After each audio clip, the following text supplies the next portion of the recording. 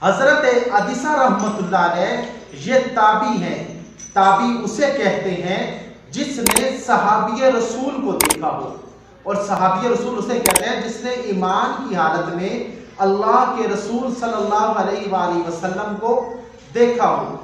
ये ताबी हैं हजरत अदिसा। ये फरमाते हैं कि हजरत अब्दुल्ला रजी अल्लाह ताला अन्हो हमारे यहाँ तशरीफ लाए और मेरे घर वालों ने कुछ चीजें देकर उनकी तरफ भेजा, और वो गुलाम जो हमारे ऊंटों की खिदमत के लिए मुतय्यन थे वो 4 दिन की मुसाफत करके यानी 4 दिन का सफर करके गए और एक परिंदे को शिकार करके लाए।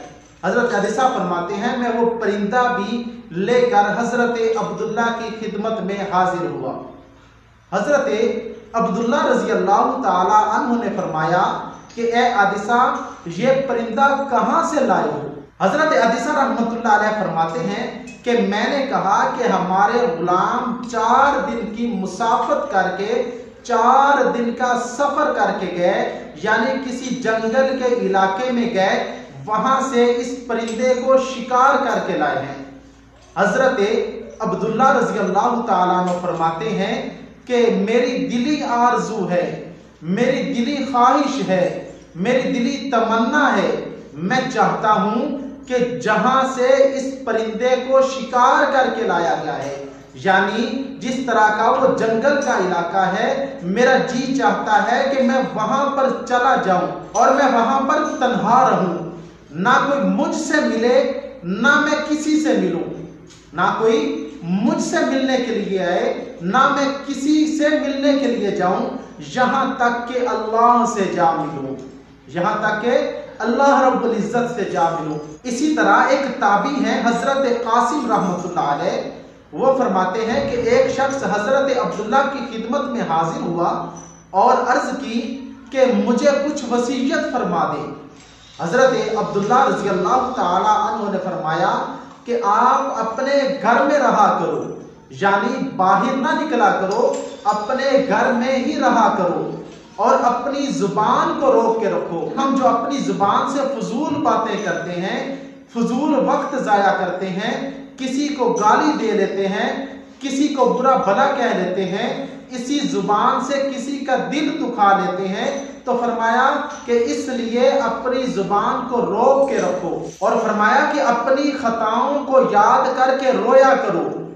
अल्लाह के सामने जब आप तन्हाई में बैठेंगे, अपने घर में बैठेंगे, बाहर नहीं निकलेंगे, फजूलियात में नहीं पड़ेंगे, तो जब अपने घर में बैठेंगे तो ऐसी सूरत में अल्लाह के सामने अपनी खताओं को याद करके रोने का मौका ज्यादा मिल जाता है। और फिर आखिरी वसीयत क्या फरमाई कि अपनी खताओं को याद करके अल्लाह के सामने रोया करो। इसी तरह एक और ताबी है हजरत इस्माइल बिन अबी खालिद रहमतुल्लाह अलैह, वो फरमाते हैं कि हजरत अब्दुल्ला बिन मसूद रजी अल्लाह ताला अन्हु ने अपने बेटे हजरत अबू उबैदा को 3 वसीयतें फरमाई। सबसे पहली जो वसीयत फरमाई वो ये कि अल्लाह से डरते रहो, अल्लाह से डरते रहो, यानी पहली वसीयत यह फरमाई कि अल्लाह से डरते रहना।